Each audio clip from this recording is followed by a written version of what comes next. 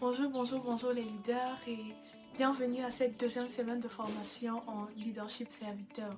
La semaine dernière, on s'est appesanti sur ce que c'est que le leadership serviteur et ensemble on a vu que nous sommes tous des leaders. Cette semaine, on va parler des couvercles. C'est un peu bizarre le titre, n'est-ce pas? On va parler des couvercles. Et pour ça, on va faire une simple illustration. Donc je vais juste prendre cette bouteille d'eau qui est à côté de moi et on va illustrer ensemble ce qu'on entend par couvercle. Le couvercle, c'est juste ça. C'est juste ce qui ferme cette petite bouteille d'eau. Et à l'intérieur, ce couvercle représente les bouchons, les limitations, ce qui vous empêche de ressortir votre plein potentiel. L'eau qui est à l'intérieur représente votre potentiel, c'est ce que vous avez à l'intérieur de vous.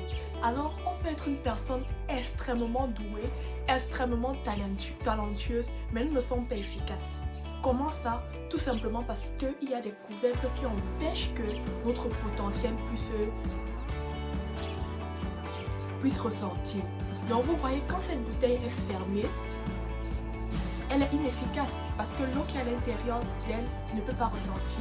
Mais lorsqu'elle est ouverte, elle devient efficace parce que l'eau qui est à l'intérieur d'elle peut ressortir et les gens peuvent s'abreuver.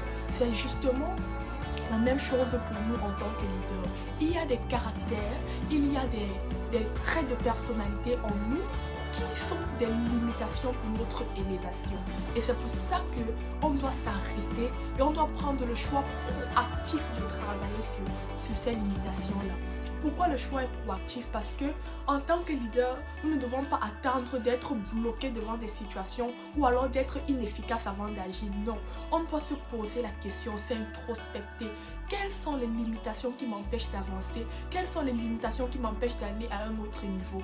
Vous pouvez repérer peut-être autour de vous des personnes qui ont un grand potentiel, des personnes qui accomplissent beaucoup de choses et vous vous demandez pourquoi également moi je n'explose pas, pourquoi également moi je ne passe pas à un autre niveau. Ça signifie simplement qu'il y a ces couvercles là qu'il faut enlever, il y a ces limitations là sur lesquelles vous devez travailler. John C. Maxwell, dans son livre Les 15 lois inestimables de la croissance, parle de la loi de l'échelle. Il dit que la formation de votre caractère détermine votre niveau de croissance. Donc vous ne pouvez pas aller à un autre niveau si vous ne créez pas avec votre caractère.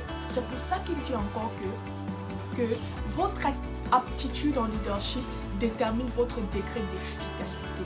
Si en tant que leader, je ne travaille pas sur ces limitations-là, je ne serai pas efficace. Mais en tant que leader serviteur, on veut être des leaders efficaces, des leaders qui influencent notre entourage et des leaders vraiment qui ont un impact positif.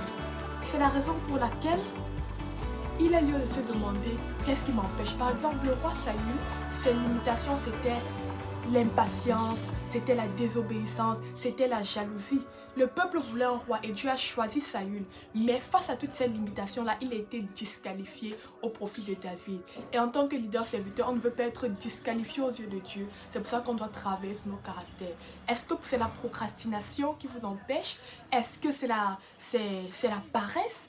Est-ce que c'est le mensonge? Est-ce que c'est le manque d'intégrité? Est-ce que c'est la malhonnêteté? Bref, prenez le temps, examinez-vous, priez et demandez l'aide à Dieu pour faire face à tout cela. Mais le premier pas d'abord, c'est de les identifier. C'est pour ça que soyez sincères envers vous-même.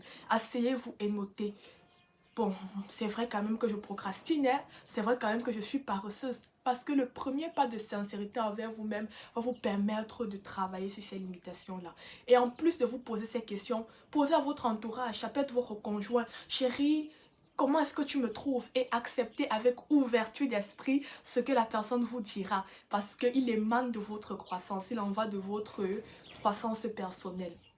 Donc, c'était tout pour cette petite vidéo. Prenez le temps de vous examiner. Dieu voudrait que nous soyons les meilleures versions de nous-mêmes.